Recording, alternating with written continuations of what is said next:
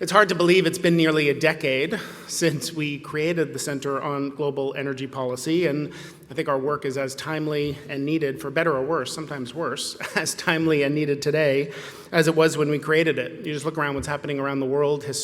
How do we implement historic U.S. climate action? European policy officials thinking about how to restructure electricity markets, G7 countries thinking about how to impose something called a price cap we'll talk about today. So many other examples where policymakers are looking for ideas, looking for insights, struggling with solutions to new problems and challenges. And those challenges are only getting more complex in a world of both energy crisis and climate crisis happening all at the same time. Of course, this summer has seen record-setting heat waves in China and Europe, droughts in East Africa, Europe, the Western US, flooding in Pakistan, more recently Florida. Disasters like this are only becoming more common and will only become more common if we don't take immediate action and comprehensive action to decarbonize the economy. And at the same time, we're in the middle of one of the worst energy crises we've seen in a very long time. And we're struggling around the world to provide secure and affordable energy to people, not only in Europe, but what's happening in Europe, as we'll talk about today as well, is having ripple effects all over the world, driving up food prices and energy prices for people in developing and emerging economies, rolling blackouts recently in Pakistan, in Bangladesh, struggling with very high, not just natural gas prices, but coal prices around the world are at record levels today. So navigating this complex policy landscape requires scholarship at the intersection of not only energy transition and climate change, but energy security and geopolitics and the economy. And that is what we do every day at the Center on Global Energy Policy. So that is what we're trying to accomplish with the price cap, allowing Russian oil to continue to flow to make sure the market remains well supplied, while at the same time reducing their revenues. And we're already starting to see success from even talking about the idea, as we've heard from countries that they're negotiating deals with Russia with prices that are far below the current price of Brent, and that Russia is trying to lock in those contracts ahead of December 5th, when the Europeans' sixth package of sanctions go into place. I'm a firm believer if we want to achieve our climate goals, and we have to achieve our climate goals, we just need to build out the clean energy technologies at a pace and scale we've never built out before. That's exactly what we're trying to do. I know we'll get into this with the Inflation Reduction Act, which is the biggest game changer on climate, not only in the US history, but ever, and happy to get into why I think it's such a big deal on that front. But if we go bigger on solar, bigger on wind, bigger on storage, bigger on offshore wind, bigger on geothermal, bigger on hydrogen, bigger on all parts of the equation, the grid, making sure we've got a grid, making sure we've got the EVs piece of it as well, then everything else flows from that, including our ability to do less coal, including our ability to do less on the fossil side. And so I think we need to build that out. We need to have the incentives. We need to go in a huge way on that. And it's not just a decarbonization imperative. This is, I think, what's so exciting right now on the clean energy side of things. People are seeing that there's some inherent security benefits from the clean energy side of the equation, and also affordability benefits as well, especially predictability of affordability, right? So you're not beholden to a global commodity. Even though we're a huge producer, we're still beholden to the global price on oil because we don't have an export restriction and because we have a free market in the world on oil. So even though we produce a lot of oil, we're still beholden to swings in that price. Whereas once you get that solar in, once you get that wind in, and obviously there's supply chain issues and critical minerals and other kinds of pieces, there's some inherent security and affordability and predictability benefits along those lines. And I think if you do that, the other parts of the equation are much, much easier. And of course, we should use the energy we have as efficiently as we possibly can and make sure we're using it wisely. That's just a complete no-brainer. When you think about economics and you think about prices, it's very simple. It's supply and demand. So one of the options that I think are available to not only the United States, but governments around the world is simply to increase supply. We have to increase the production of energy, and be that renewable energy, be that natural gas or fossil fuels in the interim.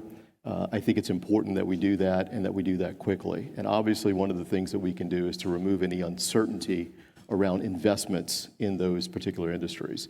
That, in my opinion, is the fundamental way to fix a price problem, is to increase supply. We have got a big job to do, and I'll focus on the policy and regulatory front, in making many, many more clean energy projects bankable, investable, use the term you wish. Right now, there's a serious mismatch, and I'm talking about non-concessionary returns on these investments, which is the only way we're going to unleash the requirements for resources that are being talked about in the long term. Do you know what's happening in the power market? Do you think that gas power generation is declining? No, it's not. It's increasing by 8%. Do you know why? Because we are seeing a dramatic decline in two sources of generation. Nuclear, minus 16%, because of France, but also because some countries have decided to decommission their nuclear power plants, and they are going to do that again. You know, Belgium decommissioned a nuclear power plant a week ago, and our dear friends in Germany are going to decommission another 3 next year. Does it make sense? Well, apparently, according to a certain minister, it does, because, hey, nuclear is bad, right? So much better to increase coal-fired generation. Really. But don't worry, because, I mean, solar and wind are going to come to the rescue. Well, no, they are not enough. They are definitely not enough to compensate for the loss in nuclear and the minus 25% in hydro generation. Minus 25%. If you have not seen the pictures of before and after for all the rivers in Europe, well, you should have a look at that. I mean, look Po River in Italy, you will see. You see basically rocks. It's dramatic. And this is already an effect of the climate change that we are seeing. So all the solar and wind that we are deploying, this is only a teeny bit of the replacement of nuclear and hydro. So we have real issues in Europe. Gas issues and power issues. 23, 24 is going to be quite a bit harder, but I'm still of the view that more of the same with the experience of this winter will mean that Europe will be able to cope. Now, why is this important? If Europe can demonstrate it can cope without Russian gas, there is no logic for natural gas prices being at $50 an MMBTU. And at that point, we will see the market settle back down. It may take well into next year to do so, and it may still not get back to historic levels. Well, John, we are now discussing something that seemed absolutely impossible just a couple of years ago. Russia voluntarily cutting off supplies, gas supplies to Europe. That's crazy. But it happens, and the fact is that Russia, and I'm now citing Russian officials, Russia is in hybrid war with the collective West. I keep repeating it again and again because I have an impression that in the West people actually do not understand that they are at war with Russia, even a hybrid war. The goal of this war is to create maximum damage for the West. And in favor of this goal, actually the gas industry was sacrificed. So all these supplies which were being developed for decades and all this trust and bilateral relationship with the customers, long-term contracts and so on, they are gone with the wind. And I think it will be impossible to restore this trust under any regime already. We do not invest enough in renewables, in the infrastructure needed for the transition or the low-carbon solutions. We should invest 3.5 times more than what we do now, according to IEA. And as a consequence of that, fossil fuel demand continues to grow because there's nothing we can replace that demand with. And we invest too little in oil and gas to keep pace with demand. According to IEA, we invest roughly what we should do if we were on our way to their net zero emission scenario, which has as one of its key assumptions that oil demand in 2030 is 40% lower than what it is today. So this is an energy crisis in the making. And since it is, we're in a situation where energy can be weaponized in a situation where you then have geopolitical conflicts or regional conflicts, or you have Russia in a hybrid war with the West. So we've made it possible to weaponize energy. And so we're seeing a lot of tension being brought around this discussion around how can we balance between energy security, energy affordability, and climate change. And it's important that we continue to have this discussion, especially in the emerging market, because without the focus on climate change, we can backslide. We're seeing this in Europe, but it's more momentarily. We're seeing more coal. But in emerging markets, these are new investment, new power plants that are being built, new LNG terminal. And so how can we make sure that these investments are more sustainable? But how also do we make sure that energy affordability is available to emerging market? We should not have this discussion where emerging economies are choosing between economic growth and climate change.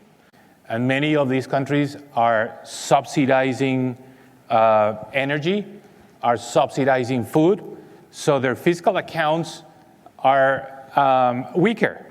And that means that they're more vulnerable to these shocks.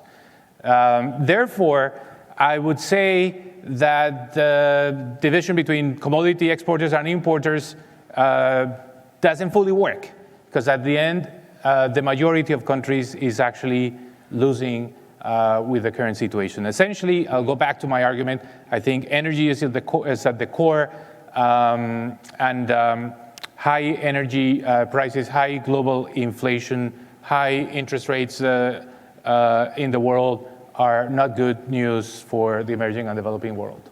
The other thing that is now emerging is the whole issue about biodiesel in semi-arid areas where you don't have food competition, where you're giving income to people who had previously no income from farming. So these are the things that we need to think about, which really is, at the end of the day, there's so much noise in this renewable energy transition space that unless you come here to the global center, you don't have a quiet place where you can think, okay, what really works and what doesn't.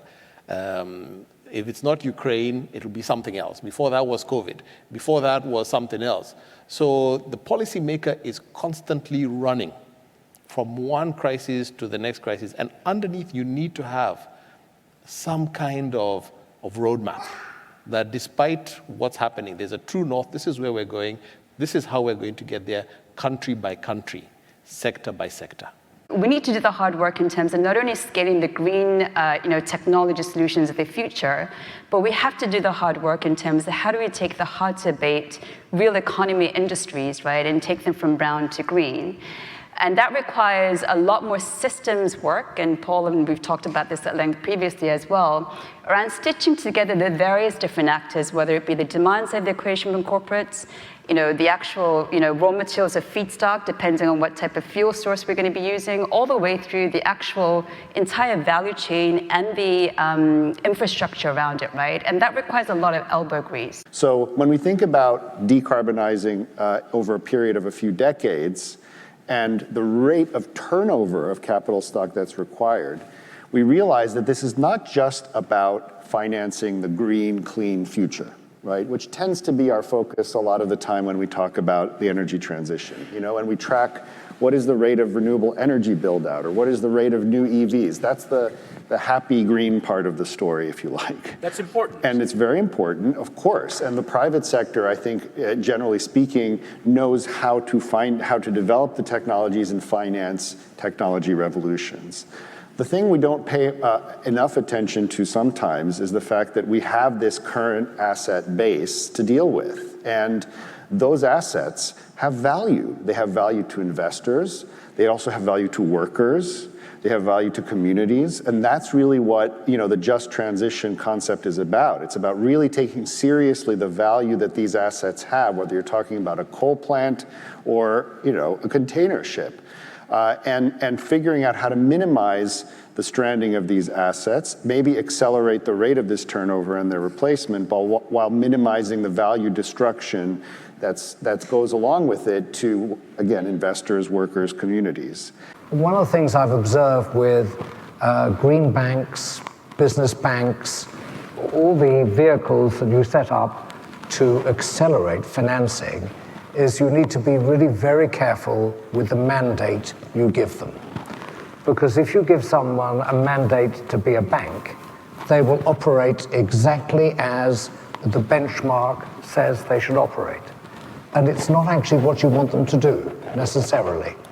You may wish them to give out some form of concessionary finance. You may wish them to have a longer payback horizon, you may wish them to do something different. And I say a lot of the barriers that I see coming up for scale is because there is not an alignment of the mandate of the people working towards the point you need to get to. Who's going to be the last man standing in terms of who invests in traditional fossil fuels. I mean, I think that it is going to be the ADNOCs, it's the KPCs, it's the Saudi Aramcos who essentially say, look, we're going to continue to do the all of the above energy strategy. I mean, they're also focusing on things like hydrogen, the key transition fuels, but they're saying, look, we're standing ready to basically make these investments. And even if there is, declining demand for oil, it's not going to go to zero, and we are going to be the ones filling that gap. And I think, again, it goes down to this whole question of we want to think about what our relationships are going to be like with these producers going forward. I mean, we are still going to be having to make asks of these countries when we need, more oil. Like, who is going to be sitting on installed spare capacity? It is going to be a small number of Gulf producers. We are so far off track in coming anywhere close to meeting our goals for decarbonization or net zero by 2050. And that has to change. And so I think we're just never going to forgive ourselves if we look back on this moment and see that we missed a moment to now take the urgency of dealing with climate change to more quickly accelerate a move toward a different kind of energy system in the future. That imperative is now made so much stronger by the national security and energy security urgency as well. If you look at what they've done in Brussels with Repower EU, a mandate, and it's going to be hard to achieve, but a directive from Brussels to say renewable energy projects have to be permitted up or down within a year, because we need to bring additional sources of domestic energy onto our system as quickly as possible because of what's happening with Russia. That has an opportunity to both deal with the energy security challenge, but also accelerate the deployment of clean energy. And I think if we get this right, there is an opportunity in the crisis and that we've been talking about to now bring together two powerful forces, not just one, energy security and climate change, to move faster to the sort of transition we need. Chinese refiners have been snapping up discounted barrels of Russian crude, and this has contributed to a growth in Chinese imports of Russian crude at a time when China's overall crude oil imports are in decline, and specifically through the first 8 months of this year, China's crude oil imports from Russia are up about 3%, whereas total crude oil imports are down about 5%. I mean, we can't forget that just 18 months ago, the industry had destroyed hundreds and hundreds of billions of dollars worth of shareholder value during this last decade. And it had a crippling impact on the balance sheets of most of these companies. And then, of course, we had COVID, where we had companies, Exxon, I think, lost $30 billion in Q4 of 2020. And the lack of capital discipline and destroying of capital had investors very concerned that these companies were not going to be around long term. And now there's a lot of focus on why they're not increasing production fast enough. So I think it's a very, very challenging position to be in. I judge everything in terms of climate action and on the three bases. One is climate. Yes, like you have to reduce emissions. And I think there was real concern in the US about the ability to do that. I will say, and we'll probably talk about this, I mean, regulations do matter. And in Canada, we've taken a different approach. We have a price on carbon pollution. We're putting a cap on oil and gas emissions. We're doing a whole clean fuel standard and go on a lot with California. Mary and I worked very closely together. But that's really important. So I think the climate piece, it's going to get you, it looks like, very close to your target. I mean, of course, everyone needs to do more. So that's great. 2, jobs and the economy. You have to talk about jobs. Sometimes I tell people, like, I don't care why anyone wants to do climate action, like whatever floats their boat, you need jobs. Framed in jobs and economic piece is really important. And I think the leverage is really key, because you can talk about the quantum here. It's actually about the bigger quantum that you're going to be able to leverage. We have a Canada Infrastructure Bank in Canada, which I inherited when I became Minister of Infrastructure. Wasn't working, wasn't leveraging, so we had to change it. But then the potential is massive to have transformational change, and money begets money, success begets success, momentum begets momentum. The third thing is inclusivity. And of course I mean inclusivity for marginalized communities, because by the way, pollution impacts people that are, more likely to be poor, more likely to be racialized. We know that. But I also think it also includes inclusivity from the sense of communities that aren't going to necessarily feel that they benefit from this. When they hear about all the clean tech jobs, they're like, well, I'm working, in coal. And the fact that there are provisions there specifically looking at a just transition to invest money, because you have to spend money. You're going to have to invest in new infrastructure. You're going to have to invest in retraining, repurposing. That is also important. So I think, I will give it an A, because I think it's great. Not that you care what Canadians say. Also, by the way, you did make sure that we're part of your supply chain. We matter. Thank you. That's good.